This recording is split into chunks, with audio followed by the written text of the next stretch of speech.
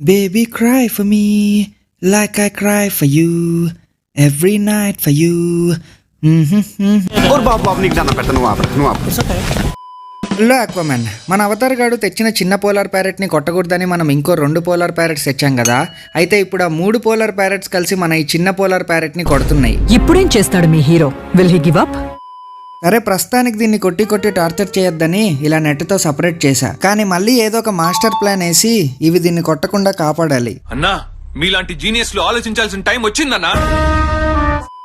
ఇది అలా పక్కకు పెడితే ఇంకో షాకింగ్ న్యూస్ ఏంటంటే ట్యాంక్ లో ఒక సర్పై టెట్రానే ఉంది. మిగతా టెట్రాస్ అన్నిటినీ బట్టుగడు తినేసాడు. విన్న నీకే ఎంత షాకింగ్ గా ఉంటే చూసి నా పరిస్థితి ఏంటి భయ?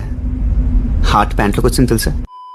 వీడొక పెద్ద సైలెంట్ కిల్లర్ లాగా ఉన్నాడు. అసలు ఎప్పుడు తింటున్నాడో ఎలా తింటున్నాడో కూడా తెలియదు కానీ తినేస్తున్నాడు. వీడు పెరిగే కొద్దీ వింత వింత షేడ్స్ చూపిస్తున్నాడు. చిన్నప్పుడు బానే ఉండేవాడు అమాయకుడిలాగా, ఇప్పుడు పెరిగే కొద్దీ ఇలా చేస్తున్నాడు. ఎందుకు సార్ ఈ మధ్య ఇలా తయారయ్యాడు? ఎందుకురా నీకంత ఈగో? ఎందుకురా నీకంత కోపం?